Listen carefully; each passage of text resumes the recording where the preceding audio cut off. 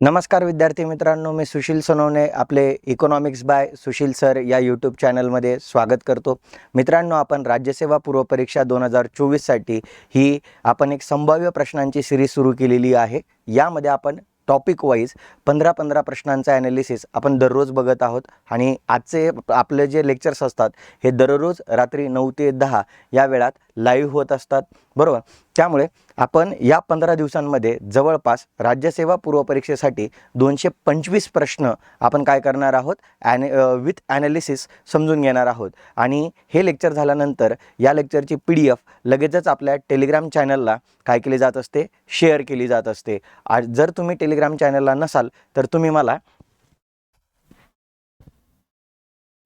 बघा, तुम्ही मला 9657019760 या नंबरला व्हॉट्सॲप करू शकता, ठीक आहे. आणि व्हॉट्सॲप केल्यानंतर तुम्हाला ही PDF काय केली जाणार आहे, शेअर केली जाणार आहे. आपलं जे टेलिग्राम चॅनल आहे ते आहे इकॉनॉमिक्स ट्युटोरियल्स नावाने आहे, ते तुम्ही टेलिग्रामला सर्च करू शकतात, ठीक आहे. ऑदरही आपले पेजेस आहे, तिथं तुम्ही मला फॉलो करू शकतात. बघा मित्रांनो, तुम्हाला या व्हिडिओसाठी जर चांगले व्हिडिओ जर तुम्हाला हवे असतील तर तुम्हाला आपल्या व्हिडिओजला सबस्क्राईब करावं लागणार आहे, आपल्या मित्रांना शेअर करावं लागणार आहे आणि लाईक आणि कमेंट केल्याशिवाय राहायचं नाही आहे मित्रांनो. चला आता पटापट काय करायचं आहे, जेवढे जण लाईव्ह आलेले आहेत त्या प्रत्येक लाईव्ह आलेल्या विद्यार्थ्याने आपला हा जो व्हिडिओ आहे हा पटापट आपल्या इतर व्हॉट्सॲप ग्रुपला काय करायचं आहे, शेअर करायचा आहे. बघा मित्रांनो, आपण पहिला जो टॉपिक घेतलेला होता तर तो होता आपला पहिला टॉपिक जो होता तो भूसुधारणा होता. दुसरा जो टॉपिक होता हा कालच्या लेक्चरमध्ये आपण नागरीकरणाशी संबंधित बघितलेला आहे. ज्यांनी हे 2 पार्ट बघितले नसतील त्यांनी आवर्जून आपल्या प्लेलिस्टमध्ये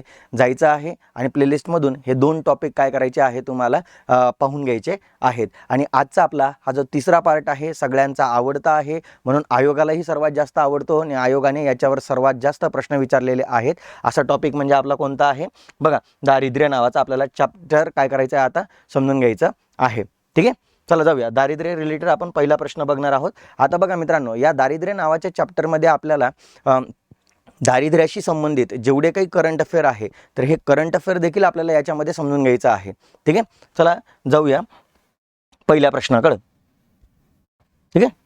बघा आता इथं काय म्हटलेलं आहे की महात्मा गांधी राष्ट्रीय रोजगार हमी योजनेच्या म्हणजेच MG नरेगा, बरोबर, जी योजना आहे MG नरेगा नावाची जी स्कीम आहे, बरोबर, तर या योजनेच्या 2024-25च्या मजुरी दरानुसार आपल्याला अयोग्य विधान विचारलेलं आहे.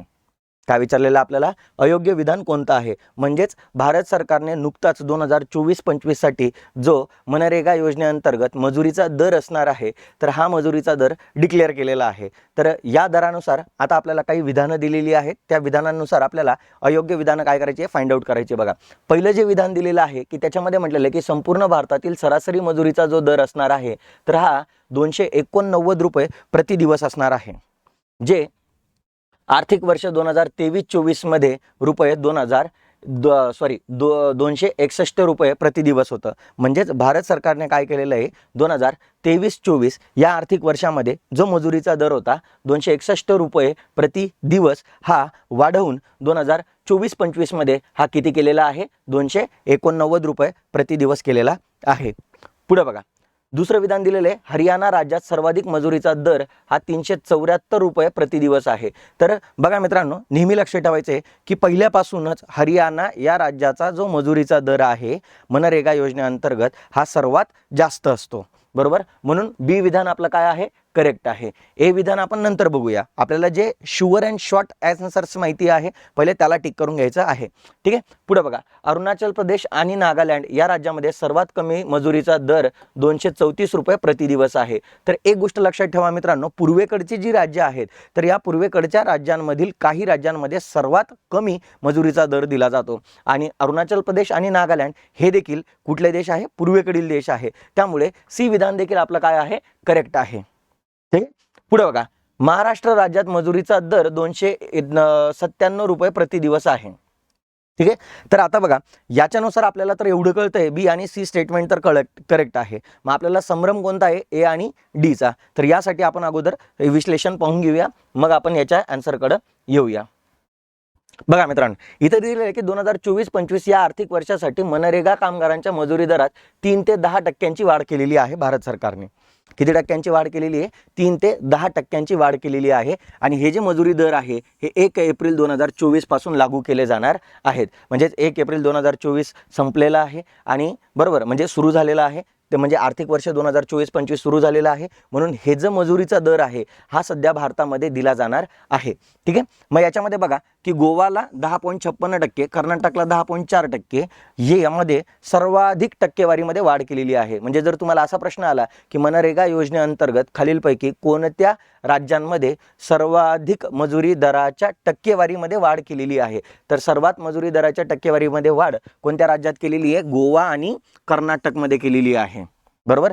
तर उत्तर प्रदेश आणि उत्तराखंड या 2 राज्यांमधील मजुरीचा जो दर आहे, बरोबर, तर या मजुरी दरामध्ये सर्वात कमी काय केलेली आहे? वाढ केलेली आहे आणि ती फक्त 3% वाढ केलेली आहे. पुढे बघा, मी तुम्हाला बोललो होतो सर्वाधिक मजुरीचा दर हा हरियाणामध्ये असतो. कुठे असतो? हरियाणामध्ये असतो. तुम्हाला बोललोय 374 रुपये आहे. त्याच्यानंतर गोवा 356 आहे, कर्नाटक 349 आहे, केरळ 346 आहे. एवढं सगळं लक्षात ठेवायचं का? नाही. तुम्हाला फक्त हरियाणा लक्षात ठेवावा लागणार आहे की हरियाणामध्ये मजुरीचा दर 374 रुपये आहे. त्यानंतर सर्वात कमी मजुरीचा दर मी तुम्हाला बोललो होतो अरुणाचल प्रदेश, नागालँडमध्ये प्रत्येकी 234 रुपये आहे. बरोबर. आणि त्यानंतर उत्तर प्रदेश, उत्तराखंडमध्ये प्रत्येकी 237 रुपये आहे. त्याच्यामध्ये बघा परत त्रिपुरा पूर्वेकडचं राज्य आलं, 242 रुपये आहे. मी तुम्हाला बोललेलं आहे की पूर्वेकडच्या राज्यांमध्ये मजुरीचा दर कसा असणार आहे? कमी असणार आहे. पुढे बघा, सध्या महात्मा गांधी राष्ट्रीय रोजगार हमी योजनेअंतर्गत काय म्हटलेलं आहे? मजुरी जी आहे तर ती CPI-AL, बरोबर, म्हणजेच consumer price index for agricultural labour या निर्देशांकानुसार डिसाईड केली जात आहे. बरोबर. म्हणजेच आता इकडे या, आपल्याला हे ॲनालिसिस समजलं असेल तर आपल्याला असं आढळतंय की 289 रुपये प्रति दिवस होता, हे पण करेक्ट आहे. आणि जो अगोदर 261 रुपये होता म्हणजे ए विधान पण करेक्ट आहे. आणि शेवटचं महाराष्ट्र राज्यामध्ये मजुरीचा जो दर आहे 297 रुपये हा देखील आहे. म्हणजे याचं उत्तर आहे आपल्याला अयोग्य विधान विचारलेलं होतं म्हणून वरीलपैकी एकही नाही. ऑप्शन नंबर किती येणार आहे? 4 येणार आहे. पुढं बघा, आता पटापट प्रत्येकाने पण उत्तरं द्यायची आहेत मला. ठीक आहे. आता इथं काय म्हटलेलं आहे की स्वातंत्र्यपूर्व दारिद्र्य रेषेच्या मोजमापानुसार अयोग्य जोडी कोणती ते ओळखा. म्हणजेच आता स्वातंत्र्यापूर्वी दारिद्र्याचं ज्यांनी ज्यांनी मोजमाप केलेलं होतं तर त्या मोजमापानुसार आपल्याला अयोग्य विधान विचारलेली आहेत. तर बघा मित्रांनो, अनेक पुस्तकांमध्ये आपण जे रेफरन्स सोर्सेस यूज करत आहोत त्या अनेक रेफरन्स सोर्सेसमध्ये स्वातंत्र्याच्या पूर्व दारिद्र्याची जी आकडेवारी आहे ही कोणत्याच पुस्तकामध्ये देण्यात आलेली नाही आहे, परंतु NCERTमध्ये ही आकडेवारी देण्यात आलेली आहे. त्यामुळे यावर कदाचित येणाऱ्या पूर्व परीक्षेमध्ये प्रश्न विचारला जाऊ शकतो. ठीक आहे. मग आता बघा, पहिलं विधान दिलेलं आहे दादाभाई नौरोजी यांनी दरडोई दरसाल 16 रुपये ते 35 रुपये दारिद्र्य रेषा काय केलेली होती? जाहीर केलेली होती. आता तुम्हाला माहिती आहे मित्रांनो, दादाभाई नौरोजींनी poverty and unBritish rule in India नावाचा ग्रंथ लिहिला होता. त्यामध्येच त्यांनी राष्ट्रीय उत्पन्नाची आणि दारिद्र्याची भारतासाठीची आकडेवारी 1867-68 साठी जाहीर केलेली होती. म्हणून पहिलं विधान बरोबर आहे. दुसरं बघा की राष्ट्रीय नियोजन समिती, तुम्हाला तर माहिती आहे मित्रांनो, तर राष्ट्रीय नियोजन समितीची जी स्थापना होती ही पंडित नेहरूंच्या अध्यक्षतेखाली करण्यात आलेली होती. आणि यांनी या समितीद्वारे दरडोई दरमहा म्हणजे दर महिन्याला, बघा बरं का, दादाभाई नौरोजींनी दरसाल दिलेली होती. दरसाल म्हणजे काय? प्रत्येक वर्षाला. म्हणजेच दरडोई म्हणजे प्रत्येक व्यक्तीला दर वर्षाला म्हणजे प्रत्येक वर्षाला किती रुपये खर्च करणं अपेक्षित आहे? किमान 16 ते 35 रुपये खर्च करणं अपेक्षित आहे. पुढे बघा, राष्ट्रीय नियोजन समितीनुसार दारिद्र्याची जी रेषा होती तर ही दरडोई दरमहा म्हणजे प्रत्येक व्यक्तीला प्रत्येक महिन्याला किमान 15 ते 20 रुपये खर्च करणं अपेक्षित होतं. आणि बॉम्बे प्लॅन जो आपल्याला माहिती आहे मित्रांनो, जे मुंबईमधील जे 8 मोठे उद्योगपती होते यांनी भारताच्या नियोजनासाठी जो बॉम्बे प्लॅन आखलेला होता, या बॉम्बे प्लॅनमध्येच दारिद्र्याची त्यांनी रेषा सुचवलेली होती आणि ती दरडोई दरसाल 75 रुपये होती. म्हणजे जो व्यक्ती अन्न या घटकावर एका वर्षाला 75 रुपये खर्च करत असेल तर तो व्यक्ती या बॉम्बे प्लॅननुसार गरीब नव्हता. ठीक आहे. म्हणून तिन्हीच्या तिन्ही विधान करेक्ट आहे आणि आपल्याला अयोग्य जोडी विचारलेली आहे तर वरीलपैकी एकही नाही. ठीक आहे, समजले मित्रांनो. ही आकडेवारी स्वातंत्र्याच्या अगोदरची आहे, अनेक पुस्तकांमध्ये दिलेली नाही आहे, त्याच्यामुळे तुम्हाला लक्षात ठेवावी लागणार आहे. ठीक आहे, पुढे बघा, कदाचित याच्यावर येणाऱ्या परीक्षेमध्ये प्रश्न येऊ शकतो. पुढे जाऊया, पुढच्या प्रश्नाकडे जाऊया. आता इथं दिलेला आहे तिसरा प्रश्न, लेखक समिती व त्यांच्या दारिद्र्याच्या संकल्पना यांची योग्य जोडी लावा. बरोबर. तर आता आपल्याला काय करायचं आहे मित्रांनो, इथं काही लेखक दिलेले, म्हणजे इथं लेखक नव्हतं पाहिजे, फक्त दारिद्र्यविषयक समिती पाहिजे होती, लेखक नको आहे. ठीक आहे, दारिद्र्यविषयक समिती आणि त्यांच्या दारिद्र्याच्या संकल्पना. बरोबर, त्यांनी मांडलेली जी काही संकल्पना होती, त्यांनी भारतातलं जे काही दारिद्र्य मोजलेलं होतं, यांच्याविषयी आपल्याला काय करायचं आहे, योग्य जोड्या लावायच्या आहे. बघा मित्रांनो, मी तुम्हाला जेव्हा आपण लेक्चरमध्ये असतो त्यावेळी सुद्धा मी तुम्हाला काय सांगत असतो की तुम्हाला महत्त्वाच्या समित्यांची जी आकडेवारी आहे भारताची, तर ती पाठ करावी लागणार आहे. काय करावी लागणार आहे, ती पाठ करावी लागणार आहे.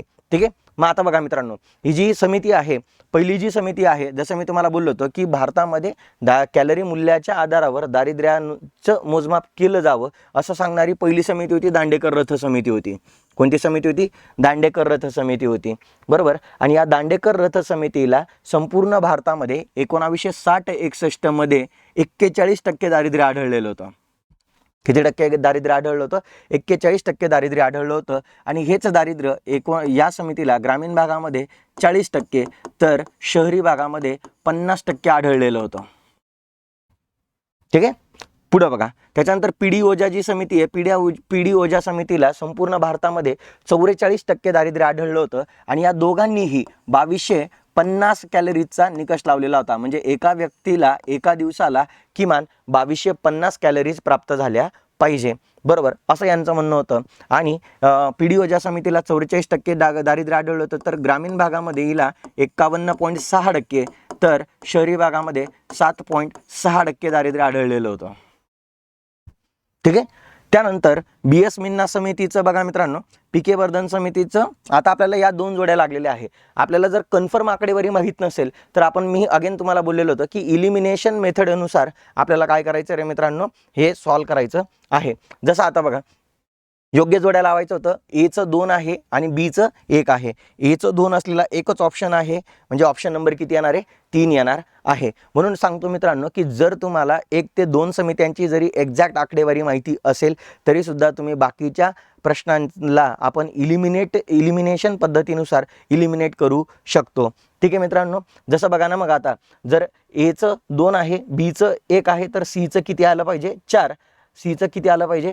4. म्हणजे BS मिन्ना समितीनुसार 59.4% दारिद्र्य भारतामध्ये होतं आणि PK वर्धन समितीनुसार 38% दारिद्र्य भारतामध्ये होतं. आणि या दोन्ही समित्यांनी फक्त ग्रामीण दारिद्र्याचं मोजमाप केलं होतं. फक्त कोणतं दारिद्र्य मोजलं होतं? ग्रामीण दारिद्र्याचं मोजमाप केलेलं होतं. ठीक आहे, एवढं तुम्हाला लक्षात ठेवावं लागणार आहे. पुढे जाऊया.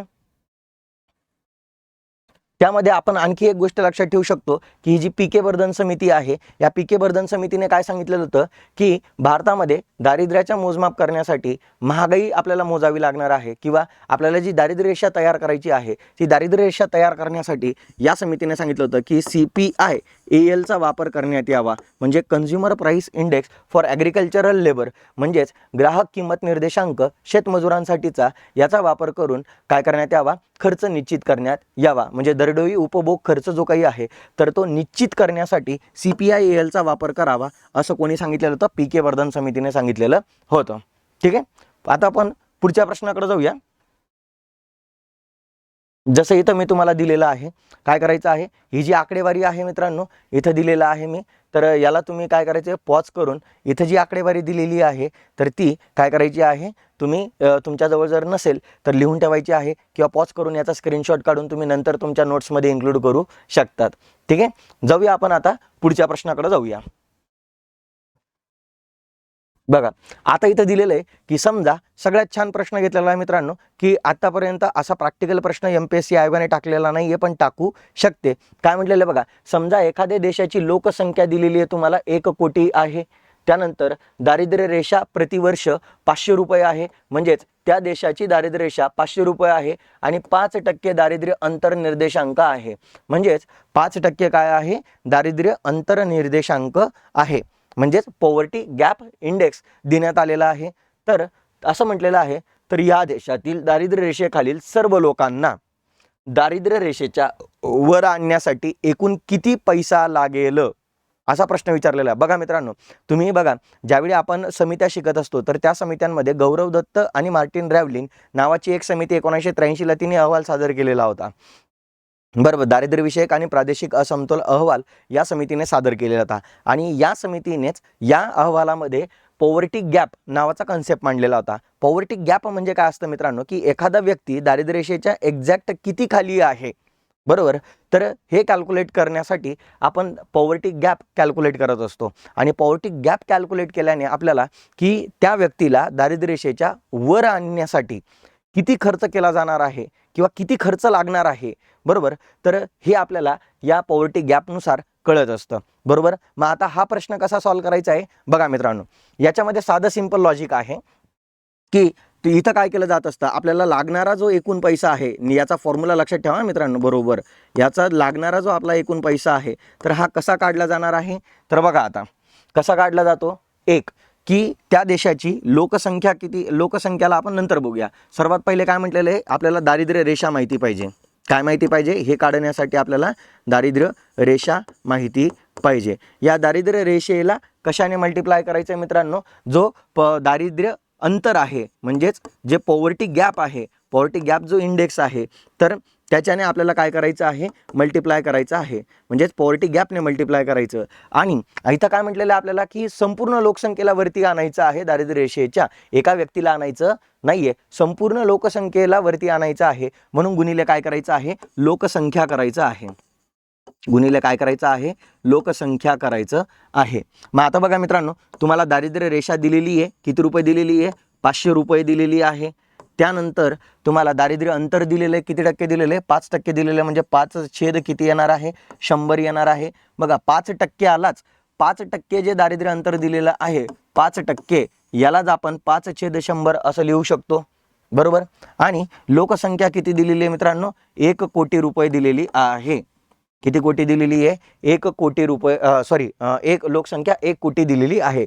म्हणून हे 500 वरचे 2 शून्य आणि 100 वरचे 2 शून्य कॅन्सल झाले, 5 गुणिले 5 येतं 25 येतं आणि पुढं किती आहे, 1 कोटी. 25 गुणिले 1 कोटी, 25 गुणिले 1 कोटी, याचा अर्थ 25 कोटी रुपये याचं उत्तर असणार आहे. किती कोटी असणार आहे, 25 कोटी रुपये याचं उत्तर असणार आहे. बघा मित्रांनो, इतकं सिंपल होतं. आपल्याला काय करायचं होतं, फक्त आपल्याला जे माहिती आहे, बरं का, आपल्याला जे माहिती आहे त्याचाच फक्त आपल्याला काय करायचा होता, गुणाकार घ्यायचा होता. म्हणजे जर आपल्याला एकूण लागणारा पैसा काढायचा असेल तर आपल्याला काय करावं लागणार आहे, दारिद्र्य रेषा माहिती पाहिजे, दारिद्र्य अंतर माहिती पाहिजे आणि या दोघांच्या गुणाकाराला लोकसंख्येने आपल्याला काय करायचं आहे, गुणायचं आहे. तेव्हा आपल्याला एकूण या लोकांना दारिद्र्य रेषेच्या वर आणण्यासाठी किती खर्च करावा लागणार आहे सरकारला, हे आपल्याला सांगू शकतो. ठीक आहे मित्रांनो, हा एक खूप प्रॅक्टिकल प्रश्न आपण घेतलेला होता, परंतु याच्यातनं तुम्हाला पॉवर्टी गॅप नावाचा कन्सेप्ट क्लिअर झाला की पॉवर्टी गॅप आपण काढल्यामुळे आपल्याला सोपं काय झालं की एवढे लोक जर दारिद्र्य रेषेच्या खाली आहे तर या लोकांना दारिद्र्य रेषेच्या वर आणण्यासाठी सरकारला एकूण किती खर्च करावा लागेल हे आपल्याला पॉवर्टी गॅप काढल्यामुळे कळत असते. ठीक आहे, पुढे जाऊया, पुढच्या प्रश्नाकडे जाऊया. खूप इंटरेस्टिंग प्रश्न आहेत मित्रांनो, त्यामुळे पटापट तुम्ही पण आन्सर करायचं आहे आणि व्हिडिओला आपल्या मित्रांमध्ये शेअर करायला विसरायचं नाही आहे. बघा मित्रांनो, तुम्ही जेवढं शेअर करणार, तुम्ही जेवढा मला चांगला रिस्पॉन्स देणार, तेवढं जास्तीत जास्त व्हिडिओ मी तुमच्यापर्यंत आणू शकतो. त्याच्यामुळे शेअर करायला विसरायचं नाही मित्रांनो. चला पुढे जाऊया पटापट. आपल्याला आज खूप सारे प्रश्न शिकायचे आहेत. बघा, आता म्हटलेले लेखक समिती व त्यांनी दिलेल्या ग्रामीण आणि शहरी उपभोग खर्चाविषयी अयोग्य जोड्या कोणत्या ते ओळखा. आता आपल्याला काय विचारलेले, काही समित्या दिलेल्या आहेत, त्यांचे उपभोग खर्चाची आकडेवारी दिलेली आहे, जसं ग्रामीण आणि शहरी भागाच्या उपभोग खर्चाची आकडेवारी दिलेली आहे. आणि आता या खर्चानुसार आपल्याला काय करायचं आहे, अयोग्य जोडी कोणती आहे किंवा अयोग्य जोड्या कोणकोणत्या आहेत, तर हे आपल्याला इथं बघायचं आहे. तर याच्यावरनं इथं तुम्हाला दिसतंय मित्रांनो, पर्यायावरनं तुम्हाला दिसतंय की प्रत्येक पर्यायामध्ये 2 ऑप्शन दिलेले आहे. याचा अर्थ या 4 जोड्यांपैकी 2 जोड्या अशा आहेत त्या चुकीच्या आहेत, हे आपल्याला तर निश्चित कळतंय प्रश्नाच्या ऑप्शनवरनं. ठीक आहे, मग आता बघा मित्रांनो, पहिलं इथं काय दिलेलं आहे, YK अलग कमिटी. बघा मित्रांनो, ही फार महत्त्वाची समिती आहे की या समितीनेच भारत सरकारला दारिद्र्याची व्याख्या तयार करून दिली आणि भारत सरकारची पहिली दारिद्र्याची ऑफिशियल आकडेवारी याच समितीद्वारे आपल्याला मिळालेली आहे. बरोबर. मग बघा, ही समिती स्थापन झाली ती 1977ला, या समितीने अहवाल दिला तर 1979ला, आणि या अहवालामध्ये त्यांनी दारिद्र्याची जी व्याख्या केलेली होती तर त्यांनी सांगितलं होतं की ग्रामीण भागामध्ये 2400 कॅलरीज आणि शहरी भागामध्ये 2100 कॅलरीज आवश्यकता असणार आहे. म्हणजे जो व्यक्ती या कॅलरी मूल्याचा दररोज उपभोग करत आहे तो व्यक्ती या समितीनुसार गरीब नव्हता, आणि ज्या व्यक्तीला दररोज किमान एवढ्या कॅलरीचा उपभोग करता येत नसेल तर तो व्यक्ती या समितीनुसार कोण होता? गरीब होता. मग या समितीने बघा 1973-74ला उपभोग खर्च जो सांगितला होता तर तो 49.09 रुपये आणि 56.64 रुपये सांगितलेला होता. ही मी तुम्हाला अगोदर पण बोललो होतो, ही दारिद्र्याची पहिली आकडेवारी आहे. म्हणून भारताविषयी घडणाऱ्या पहिल्या सर्वच गोष्टी तुम्हाला पाठ कराव्या लागतील. जसं ही भारताची पहिली ऑफिशियल आकडेवारी आहे दारिद्र्याची, म्हणून हिला पाठ करावं लागणार आहे तुम्हाला. म्हणजे पहिली जोडी करेक्टच आहे. ठीक आहे. दुसरी जी समिती दिलेली आहे मित्रांनो, डी.टी. लकडावाला, ही खूप महत्त्वाची समिती आहे. कारण की डी.टी. लकडावाला समितीच्या शिफारसीनुसारच भारतामध्ये बघा मार्च 1997 ते जानेवारी 2011 या कालखंडामध्ये भारतातील दारिद्र्याचं मोजमाप लकडावाला समितीच्या शिफारसीनुसारच केलं गेलेलं होतं. आणि लकडावाला समितीने काय केलं होतं? URP पद्धतीने दारिद्र्याचं काय केलेलं होतं? मोजमाप केलेलं होतं, युनिफॉर्म रिकॉल पिरियडनुसार. त्याच्यावर प्रश्न घेतलेला आहे, त्याचा ॲनालिसिस आपण नंतर बघूया. ठीक आहे. तर या समितीने काय सांगितलं होतं की या समितीची 2004-05 या वर्षाची आकडेवारी दिलेली आहे. तर बघा मित्रांनो, या समितीची आकडेवारी कशी लक्षात ठेवायची आहे यासाठी एक भन्नाट ट्रिक आपल्याकडे अवेलेबल आहे, आणि त्या ट्रिकमध्ये मी तुम्हाला काय सांगतोय बघा. जी डी.टी. लकडावाला समिती आहे बघा, डी.टी. लकडावाला समिती,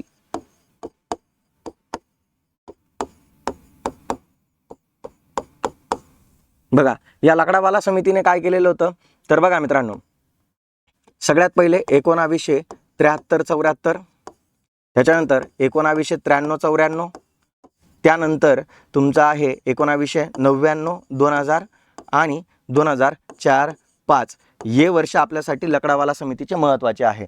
जर तुम्हाला उपभोग खर्च विचारलेला असेल, बरोबर, उपभोग खर्च विचारलेला असेल तर तुम्हाला माहिती आहे मित्रांनो, या समितीने काय केलेलं होतं? YK अलग समितीचा जो निकष होता त्यालाच as it is copy paste केलेलं होतं. म्हणजे 2400 कॅलरीज आणि 2100 कॅलरीज उपभोग as it is copy paste केला, आणि उपभोग खर्चाची जी आकडेवारी YK अलगची होती तिला राऊंड ऑफ केलेलं होतं. म्हणजे जसं ग्रामीण भागामध्ये तिकडं YK अलगनुसार 49.09 रुपये होते, तर याने काय केलं होतं? 49 रुपये केलं होतं. आणि शहरी भागामध्ये जो तिकडे 56.64 रुपये होतं तर याने किती केले ते? 57 केले ते. आता बघा मित्रांनो, इथनं पुढची मी जी ट्रिक सांगणार आहे ती तुम्हाला लक्षात ठेवावी लागणार आहे, की जसं आपल्याला या वर्षांमध्ये लकडावाला समितीने उपभोग खर्च किती सांगितलेला होता याची एक्झॅक्ट आकडेवारी आपल्याला लक्षात ठेवायची नाहीये. पण माझ्या डोक्यात एवढं आहे की मला माहिती आहे की 93-94 मध्ये ग्रामीणचा उपभोग खर्च आणि शहरी भागाचा खर्च 200 रुपयांच्या घरात होता. इकडं पण 200 काहीतरी रुपये होतं, इकडं पण 200 काहीतरी रुपये होतं. म्हणजे आपल्याला लक्षात काय ठेवायचं आहे? 200 रुपये लक्षात ठेवायचे. त्याच्यानंतर 300, 400 आणि 300, 500 हा आपला उपभोग खर्च होता. याचा अर्थ काय? इथली 99-2000ची आकडेवारी 300 काहीतरी रुपये होतं आणि शहरी भागाची 400 काहीतरी रुपये होती. आपल्याला एक्झॅक्ट आकडेवारीची घेणं देणं नाहीये. त्याच्यानंतर 2004-05ची 300 आणि 500 अशी आकडेवारी होती.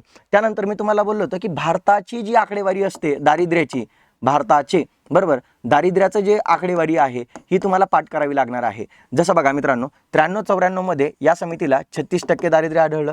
त्यानंतर 99-2000 मध्ये 26.1% दारिद्र्य आढळलं, आणि 2004-05 मध्ये या समितीला 27.5% दारिद्र्य आढळलेलं होतं. बरोबर, हे पाठ पाहिजे मित्रांनो. भारताची दारिद्र्याची जी आकडेवारी आहे ती तुमची पाठ पाहिजे. त्यानंतर मी तुम्हाला बोललो होतो की जर तुम्हाला ग्रामीण दारिद्र्य काढायचं असेल तर भारतातील दारिद्र्यापेक्षा 1% जास्त, 1%, बघा भारतातील दारिद्र्याच्या प्रमाणापेक्षा 1% जास्त कोणतं दारिद्र्य असतं? ग्रामीण दारिद्र्य असतं. बरोबर, म्हणून इकडे 36 आहे तर इथं 37 पॉईंट समथिंग टक्केवारी असणारे ग्रामीण दारिद्र्याची, इकडे 26 आहे तर इथं 27 पॉईंट समथिंग दारिद्र्याची आकडेवारी असणार आहे. इथं 27 आहे तर इकडं 28 पॉईंट समथिंग दारिद्र्याची आकडेवारी असणार आहे. बघा, आपल्याला एक्झॅक्ट आकडेवारी लक्षात ठेवायची का? तर अजिबात नाही. मी तुम्हाला बोललो ना, ॲप्रॉक्सिमेट आकडेवारी लक्षात ठेवायची आहे, पण भारतातील दारिद्र्याचं प्रमाण एक्झॅक्ट माहिती पाहिजे तुम्हाला. ठीक आहे. आणि याच्यावरनं जर शहरी दारिद्र्य काढायचं असेल तुम्हाला तर शहरी दारिद्र्याची ट्रिक होती की भारताचे जे दारिद्र्याचं प्रमाण आहे त्याच्यापेक्षा 4-3-2% कमी आहे. जसं इथं बघा, 93-94ला 36% दारिद्र्य होतं, याच्यापेक्षा 4% कमी. -4%. म्हणजे इथं 36 आहे तर इथं 32 पॉईंट समथिंग आकडेवारी पाहायला भेटणार आहे आपल्याला. त्यानंतर इकडं 26 आहे तर इकडं 3% कमी आहे. म्हणजे इकडं 23 पॉईंट समथिंग टक्केवारी असणार आहे. इथं किती टक्क्याने कमी? 3% कमी. आणि इथं 27 आहे तर इथं 25 पॉईंट समथिंग आकडेवारी आपल्याला पाहायला भेटणार आहे. म्हणजे इथं 2% कमी आपल्याला ही आकडेवारी पाहायला मिळणार आहे. ठीक आहे, समजलंय मित्रांनो. मग आता बघा, ही सगळी आकडेवारी तुमच्या लक्षात राहिलेली आहे. ठीक आहे, इथं परत मी तुम्हाला दिलेली आहे ही जी आकडेवारी दिलेली आहे हिला पॉज करून तुम्हाला काय करायचं आहे, बाकीची आकडेवारी लक्षात ठेवायच्या आहे. मी हे जे दारिद्र्य विषयक समित्यांची जी आकडेवारी आहे त्यांच्या ज्या काही महत्त्वाच्या ट्रिक्स आहेत त्यासाठी सेपरेट लेक्चर आपण उद्याच्या लेक्चर म्हणजे उद्या आपण काय करणार आहोत, सकाळच्या सेक्शनमध्ये उद्या सकाळी आपण दारिद्र्य विषयक समित्यांचे ज्या ट्रिक्स आहेत त्या समजून घेऊया. आणि संध्याकाळी आपण उद्याच्या संध्याकाळी आपण परत पुढचा दारिद्र्याचा जो महत्त्वाचा भाग आहे बेरोजगारी नावाचा, तर बेरोजगारी नावाच्या कंटेंटवर काही प्रश्न बघणार आहोत. ठीक आहे, पुढे जाऊया मित्रांनो. याचा आपण आन्सर आपण काढलेला नाही आहे. समजलं. म्हणजे 2004-05ला मी तुम्हाला बोललो होतो 300 काहीतरी रुपये होती आणि 500 काहीतरी रुपये होती. मला एक्झॅक्ट आकडेवारी माहिती नाही आहे, पण मला एवढं आठवत होतं की 2004-05मध्ये लकडावाला समितीचं 300 आणि 500, इथं मला 300 काहीतरी रुपये होतं आणि 500 काहीतरी रुपये होतं. आणि ऑप्शनमध्ये पण आपल्याला तेच दिसतंय. त्यामुळे लक्षात ठेवायचं मित्रांनो, बी पण आकडेवारी काय आहे, करेक्ट आहे. मग बघा मित्रांनो, ऑप्शननुसार जायचं आहे. मी तुम्हाला काय बोललो, ऑप्शन चेक करा. तुम्हाला काय बोललेलं आहे, पर्यायी उत्तरांमध्ये 2 पर्याय असे आहेत जे चुकीचे आहेत. याचा अर्थ 4 स्टेटमेंट दिलेले, 2 जर करेक्ट असतील तर 2 एक्झॅक्टली काय असतील मित्रांनो, आपण शुअरली सांगू शकतो की सी आणि डी काय आहे, चुकीचे आहे. मग चुकीचं काय झालेलं आहे पहिले आपण ते समजून घेऊया. बघा, जसं तेंडुलकर समितीचं 2011-12 नुसार ग्रामीण भागाचा उपभोग खर्च 816 रुपये होता आणि शहरी भागाचा उपभोग खर्च 1000 रुपये होता. हे पाठच पाहिजे मित्रांनो, तेंडुलकर समितीची 2011-12ची आकडेवारी पाठ पाहिजे. आणि या समितीला यानुसार एकूण 21.9% दारिद्र्य भारतामध्ये आढळलेलं होतं.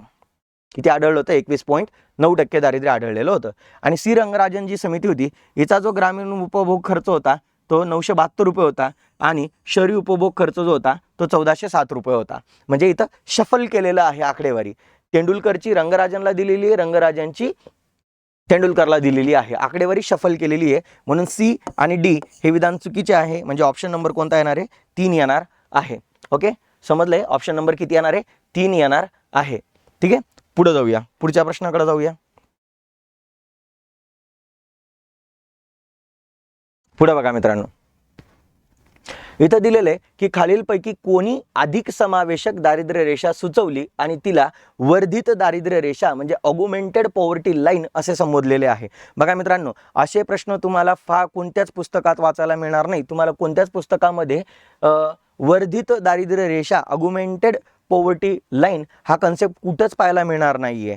म्हणजे इथं काय म्हटलेलं आहे की अधिक समावेशक दारिद्र्य रेषा कोणी सुचवलेली आहे. तर बघा, इथं तुम्हाला तुमच्या पुस्तकामधल्या जेवढ्या समिती आहेत त्या समित्यांपैकी कोणत्या समितीचं नाव दिसत नाहीये. मग हा एक नवीन कन्सेप्ट आहे, म्हणून हा आपल्यासाठी IMP आहे. पहिले त्याचं स्पष्टीकरण पाहून घेऊया. बघा, भारत सरकारने जो 7वा वित्त आयोग स्थापन केलेला होता, बरोबर, या 7व्या वित्त आयोगामध्ये काय झालेलं होतं मित्रांनो, अधिक समावेशक दारिद्र्य रेषा सुचवण्यात आलेली होती आणि तिलाच वर्धित दारिद्र्य रेषा असं संबोधलं गेलेलं होतं. म्हणजेच या दारिद्र्य रेषेमध्ये उपभोग खर्च ठरविण्यासाठी बघा ना, आरोग्य असेल, पाणी असेल, शिक्षण असेल, रस्ते असेल, समाज कल्याण असेल, सामान्य प्रशासनावरील सार्वजनिक खर्च असेल, हे सर्व विचारात घेऊन दारिद्र्य रेषा तयार करण्यात आलेली होती. बरोबर. म्हणजेच आज 7व्या वित्त आयोगाचा कालावधी आणि त्याचे अध्यक्ष मला कमेंटमध्ये मेन्शन करायचे. 7व्या वित्त आयोगाचा कालावधी आणि याचे अध्यक्ष मला कमेंटमध्ये मेन्शन करायचं आहे. बरोबर. मला या 7व्या वित्त आयोगाचा अध्यक्ष कोण होता आणि 7व्या वित्त आयोगाच्या शिफारसींचा कालावधी काय होता हे सांगायचं आहे. आणि या वित्त आयोगानेच काय केलेलं तर मित्रांनो, उपभोग खर्च ठरवण्यासाठी त्यांनी आरोग्य असेल, पाणी असेल, शिक्षण असेल, रस्ते असेल, समाज कल्याण असेल किंवा सामान्य प्रशासन चालवण्यासाठी जो काही खर्च केला जातो हा संपूर्ण खर्च विचारात घेऊन दारिद्र्याचं काय केलं गेलेलं होतं, मोजमाप केलं गेलं किंवा दारिद्र्याची रेषा तयार करण्यात आलेली होती. बघा ना, या अंदाजानुसार 1970-71 मध्ये दारिद्र्य रेषेखाली 277 दशलक्ष लोक जगत होते. म्हणजे BPL, below poverty line. BPL लोक किती होते 1970-71 मध्ये? 277 दशलक्ष लोक BPL होते, दारिद्र्य रेषेखालील होते. म्हणजेच एकूण लोकसंख्येच्या 52% लोक दारिद्र्य रेषेखाली होते. किती टक्के लोक दारिद्र्य रेषेखाली होते? 52% लोक दारिद्र्य रेषेखाली होते. म्हणजे हे सांगितलं कोणी होतं रे मित्रांनो? 7व्या वित्त आयोगाने सांगितलेलं होतं. म्हणजे ऑप्शन नंबर किती येणार आहे? 4 येणार आहे. बरोबर. या सर्वच्या सर्व मित्रांनो दारिद्र्य विषयक समित्या आहेत बरं का, ज्या तुमच्या कोणत्याच रेफरन्स बुकमध्ये देण्यात आलेल्या नाहीये. म्हणून मुद्दाम मी या समित्यांवर प्रश्न फॉर्म केलेला आहे, जेणेकरून तुम्हाला तुमच्या पुस्तकामध्ये तुमच्या नोट्समध्ये या समित्या इन्क्लूड झाल्या पाहिजे. ठीक आहे. पुढे बघा, पुढच्या प्रश्नाकडे. खालील विधानांचा अभ्यास करून बिनचूक विधाने, म्हणजे बिनचूक म्हणजे काय? जे चुकीचं नाही, म्हणजेच कोणतं आहे? योग्य विधान आहे, ते आपल्याला काय करायचं आहे? ओळखायचं आहे. इथं म्हटलेलं आहे YK अलग यांनी दारिद्र्य टोपली नावाचा कन्सेप्ट मांडलेला होता आणि गौरव दत्त, मार्टिन राव्हलिन यांनी दारिद्र्य अंतर नावाचा कन्सेप्ट मांडलेला होता. जसं तुम्हाला माहिती आहे मित्रांनो, YK अलग समितीनेच तुम्हाला बोललो होतो की भारतासाठी दारिद्र्याचं मोजमाप अन्न या घटकाच्या आधारावर करावं आणि ते कॅलरी मूल्यानुसार. बघा ना, ग्रामीण भागामध्ये त्यांनी सांगितलं होतं 2400 कॅलरीज असल्या पाहिजे, बरोबर, आणि शहरी भागामध्ये 2100 कॅलरीज असल्या पाहिजे असं त्यांनी सांगितलेलं होतं. मग यानुसार बघायचं आहे मित्रांनो, बघा यानुसार आपल्याला लक्षात काय ठेवायचं आहे की या ज्या समित्यांची जी आकडेवारी दिलेली आहे, बरोबर, तर या एवढ्या कॅलरीज प्राप्त करण्यासाठी यांनी एक नवीन कन्सेप्ट मांडला, दारिद्र्य टोपली. आणि दारिद्र्य टोपलीमध्ये म्हणजेच पॉवर्टी बास्केट नावाचा कन्सेप्ट मांडला. म्हणजेच काय की आता या ज्या कॅलरीज आहे या अन्न घटकाच्या आधारावर असतील, बरोबर, या अन्नामधूनच आपल्याला कॅलरीज प्राप्त होतील. मग या दारिद्र्याच्या टोपलीमध्ये काही अन्न घटक या समितीने टाकले आणि ही बास्केट परचेस करण्यासाठी किती खर्च येतो ग्रामीण भागामध्ये आणि शहरी भागामध्ये किती खर्च येतो हे कॅल्क्युलेट करण्यासाठी दारिद्र्य टोपली नावाचा कन्सेप्ट मांडण्यात आलेला होता. जसं YK अलग, DT लकडावाला यांनी या दारिद्र्य टोपलीमध्ये अन्न घटक बसवला. सुरेश तेंडुलकर या समितीने, बघा, सुरेश तेंडुलकर समितीने काय काय केलेलं होतं? अन्न, शिक्षण आणि आरोग्य हे 3 घटक बसवलेले होते. आणि C रंगराजन समितीने काय केलेलं होतं? अन्न घटकासोबतच 4 आवश्यक घटकांवरील खर्च आणि इतर खर्च देखील समाविष्ट केलेला होता. ठीक आहे मित्रांनो. मग दुसरं, गौरव दत्त आणि मार्टिन राव्हलिन यांनी कोणता कन्सेप्ट मांडला होता? पॉवर्टी गॅप नावाचा कन्सेप्ट मांडलेला होता. मी तुम्हाला बोललो होतो 1983 मध्ये यांनी दारिद्र्य विषयक आणि प्रादेशिक असमतोल विषयक एक अहवाल सादर केलेला होता आणि त्या अहवालामध्ये त्यांनी दारिद्र्य अंतर नावाचा कन्सेप्ट मांडलेला होता, बरोबर. मग आता या कन्सेप्टमध्ये त्यांनी काय सांगितलं होतं की एखादा व्यक्ती, म्हणजे एखाद्या व्यक्तीच्या दारिद्र्याची तीव्रता त्यांनी मोजलं की तो दारिद्र्य रेषेच्या किती खाली आहे, बरोबर, आणि त्याला जर दारिद्र्य रेषेच्या वर आणायचं असेल तर त्यावर सरकारने एकूण किती खर्च केला पाहिजे हे कॅल्क्युलेट करण्यासाठी हा दारिद्र्य अंतर नावाचा कन्सेप्ट मांडलेला होता आणि ज्याच्यावर आपण एक एक्झाम्पल देखील मागच्या क्वेश्चनमध्ये बघितलेलं होतं. त्यामुळे दोन्हीच्या दोन्ही स्टेटमेंट काय आहेत मित्रांनो? करेक्ट आहेत. A आणि B करेक्ट आहे आणि बिनचूकच विधान विचारलेलं होतं म्हणून A आणि B दोन्हीही असं याचं उत्तर असलं पाहिजे. पुढे बघा, दारिद्र्य टोपली, पॉवर्टी लाईन बास्केट हे झालेलं आहे आपलं. ठीक आहे. पुढचा प्रश्न बघा, 8वा. खालील विधानांचा अभ्यास करून असत्य विधाने कोणती? असत्य म्हणजे कोणती मित्रांनो? चुकीचे विधानं आपल्याला ओळखायची आहेत. बघा, लोक ज्या समाजात राहतात त्या समाजाची सरासरी जीवनमान राखण्यासाठी आवश्यक असलेल्या किमान उत्पन्नाची कमतरता म्हणजेच सापेक्ष दारिद्र्य होय. तुम्हाला माहिती आहे मित्रांनो, सापेक्ष दारिद्र्य म्हणजे काय? एकापेक्षा दुसरा गरीब असणं, बरोबर. आणि यामध्ये सापेक्ष दारिद्र्य आपण हे जे मोजत असतो मित्रांनो, तर सापेक्ष दारिद्र्य मोजण्याचं महत्त्वाचं उद्दिष्ट असतं की देशामध्ये जे उत्पन्न असमानता आहे ही उत्पन्न असमानता दूर झाली पाहिजे. म्हणजेच सापेक्ष दारिद्र्यामध्ये आपण उत्पन्नाची असमानता मोजत असतो आणि इथं काय म्हटलेलं आहे? उत्पन्नाची कमतरताच म्हटलेली आहे आणि उत्पन्नाच्या कमतरतेमुळेच उत्पन्न विषमता निर्माण होत असते. म्हणून पहिलं स्टेटमेंट काय देण्यात आलेलं आहे मित्रांनो? करेक्ट देण्यात आलेलं आहे. जसं मी तुम्हाला बोललो, सापेक्ष दारिद्र्यामध्ये काय केलं जात असतं? देशातील लोकांच्या उत्पन्नाचा सरासरी घेतला जातो आणि या सरासरी उत्पन्नापेक्षाही कमी उत्पन्न असणाऱ्या व्यक्तींना काय म्हटलं जात असतं? सापेक्ष गरीब म्हटलं जात असतं, बरोबर. मग बघा मित्रांनो, मग आपल्याला काय करायचं आहे? या सरासरी उत्पन्नापेक्षा आपल्याला जर खर्च म्हणजे उत्पन्न जर आपलं कमी असेल तर आपण गरीब असणार, बरोबर. मग हे जे दारिद्र्य आहे मित्रांनो, हे सर्वच देशांमध्ये आढळतं. बघा ना मित्रांनो, आज माझा पगार समजा 10,000 आहे महिन्याला आणि तुमचा 8,000 आहे, तर तुम्ही आज माझ्यापेक्षा गरीब आहात, बरोबर आहे की नाही. म्हणजे एका व्यक्तीपेक्षा दुसरा व्यक्ती गरीब असणं, याला सापेक्ष दारिद्र्य म्हणतात. आणि हे सहजासहजी बघा विकसित देशांमध्येच मोजलं जातं. कुठं मोजलं जातं हे दारिद्र्य? विकसित देशांमध्येच मोजलं जातं. परंतु बघा मित्रांनो, हे दारिद्र्य, या दारिद्र्याचं पूर्णपणे निर्मूलन करणं शक्य आहे का?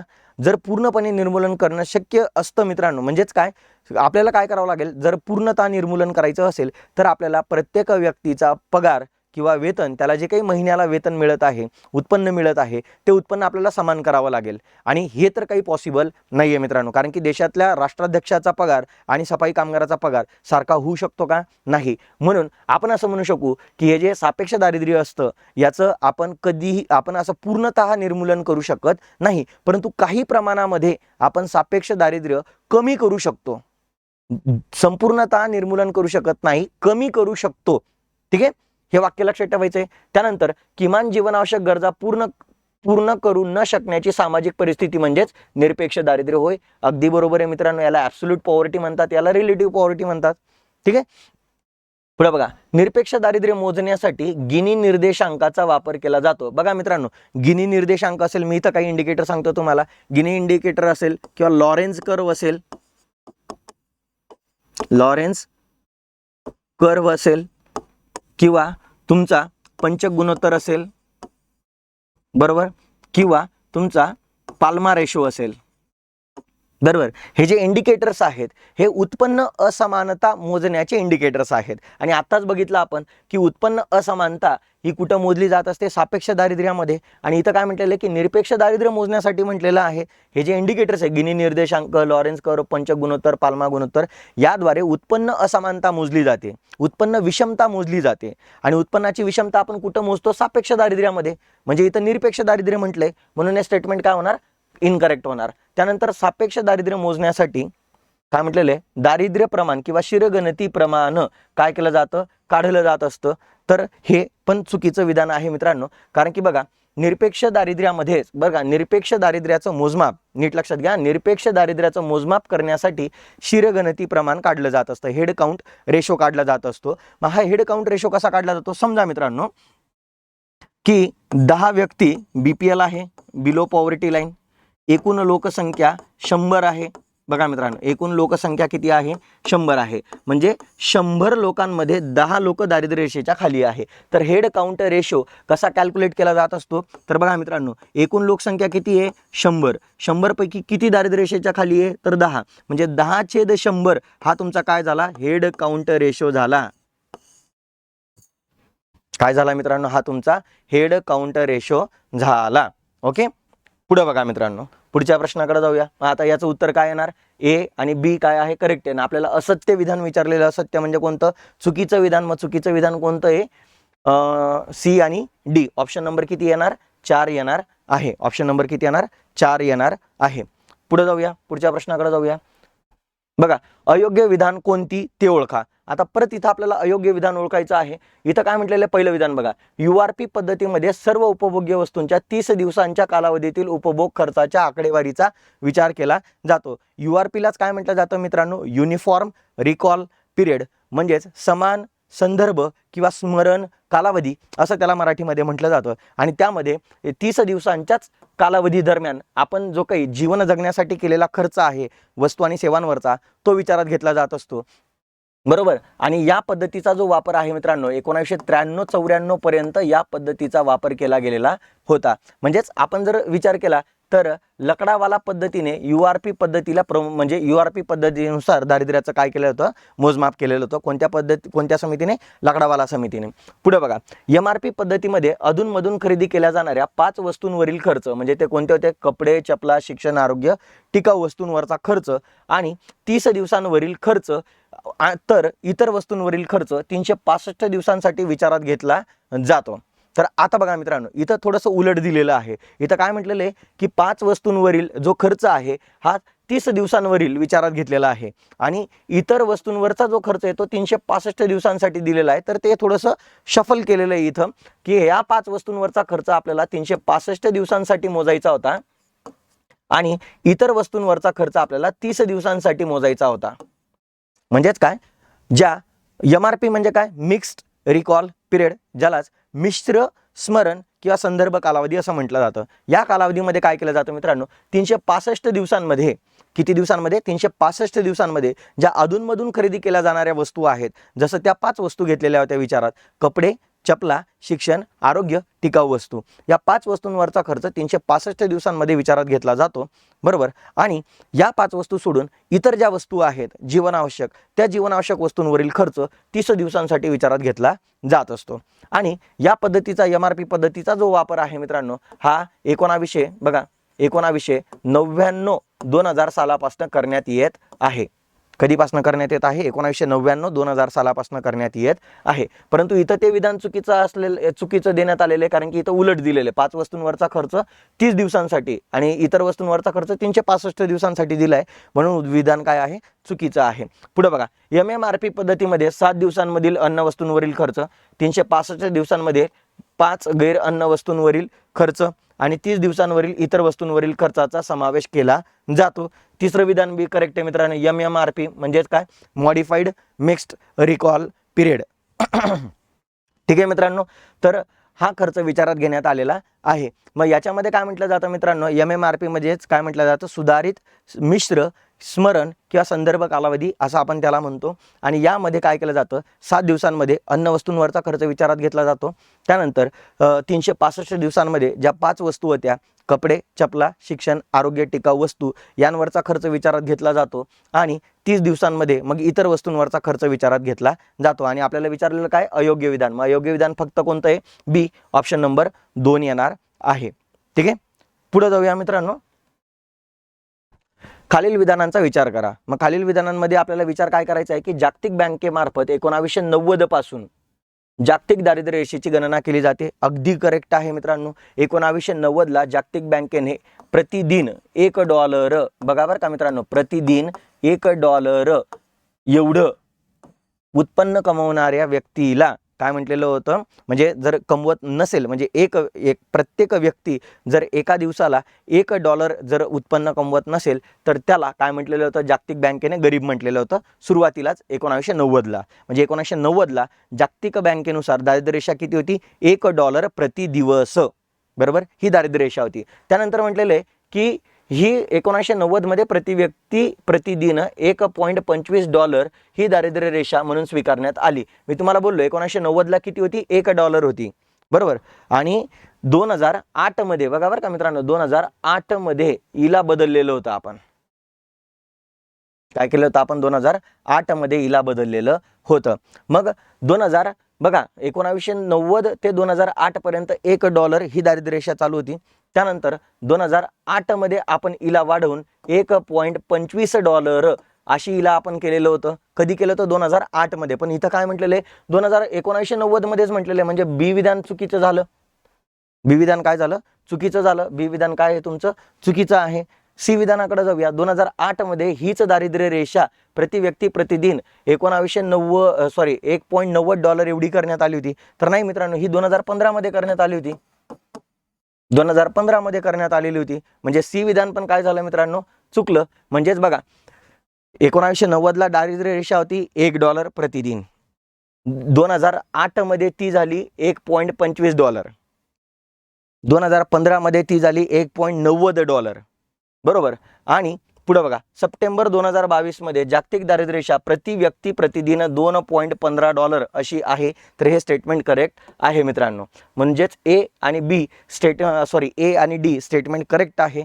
आणि बी आणि सी हे जे स्टेटमेंट आहे हे काय आहे, चुकीचे आहे. मग आपल्याला विचारलेलं वरीलपैकी कोणते विधान अचूक नाहीत, बरोबर नाहीत. मग बरोबर नाही असलेलं कोणतं आहे, बी आणि सी बरोबर नाही. म्हणजे ऑप्शन नंबर किती येणार आहे, 3 येणार आहे. बरोबर. आणि आजचा शेवटच्या प्रश्नाकडे जाऊया मित्रांनो आपण. ठीक आहे, बघा इथे आपल्याला एक लक्षात ठेवायचं आहे मित्रांनो की भारतामध्ये तुम्हाला बोललो 1990ची दारिद्र्य रेषा किती होती, $1 होती. 2008मध्ये तिला वाढवून किती केलं, $1.25 केलं. 2015मध्ये तिला वाढवून किती केलं, $1.90 केलं. आणि सप्टेंबर 2022मध्ये तिला किती केलं, $2.15 केलेलं आहे. आणि यानुसार $2.15 नुसार संपूर्ण जगामध्ये 648 दशलक्ष लोक दारिद्र्य रेषेखाली होते, म्हणजे BPL होते, गरीब होते. ठीक आहे. आणि भारतामध्ये पॉवर्टीचा जो रेट आहे हा $2.15 अ डे, म्हणजे $2.15 नुसार आज भारतामध्ये 11.90% दारिद्र्य 2021मध्ये आपल्याला पाहायला मिळतं. म्हणजे जागतिक बँकेनुसार भारतामध्ये दारिद्र्याचं प्रमाण किती टक्के, 11.90% आहे, म्हणजे अप्रॉक्सिमेट 12% आहे. हे आपल्याला लक्षात ठेवायचं आहे. आणि आजचा शेवटचा प्रश्न बघा मित्रांनो, आपण एवढेच प्रश्न आजच्या लेक्चरमध्ये घेणार आहोत. पुढचे जे प्रश्न आहेत तर ते आपण उद्याच्या लेक्चरमध्ये घेणार आहोत. ठीक आहे. तर बघा मित्रांनो, आपले हे बाकीचे चॅनल्स आहेत, जसं तुम्हाला PDF हव्या असतील, सगळ्या आपल्या लेक्चरच्या PDF हव्या असतील तर तुम्हाला इकॉनॉमिक्स ट्युटोरियल्स नावाच्या या टेलिग्राम चॅनलला आपल्या सर्व PDF, प्रॅक्टिस क्वेश्चन्स असतील, चॅप्टर वाईज क्वेश्चन्स असतील, PYQ असतील चॅप्टर वाईज, तर या सर्व तुम्हाला इथं पाहायला मिळणार आहे. आपलं फेसबुक पेज देखील आहे, तिथं देखील तुम्ही मला फॉलो करू शकतात. आणि इंस्टाग्रामसुद्धा आपला आहे, त्यावर सुद्धा तुम्ही मला फॉलो करू शकतात. बघा मित्रांनो, आज आपल्याला एवढेच प्रश्न बघायचे आहे, बरोबर. तर उद्याच्या लेक्चरला आपण बाकीचे प्रश्न घेणार आहोत. दारिद्र्य रिलेटेड काही प्रश्न असतील आणि काही प्रश्न बेरोजगारीशी संबंधित असतील. ठीक आहे मित्रांनो, थांबूया इथं. धन्यवाद. बाय बाय मित्रांनो.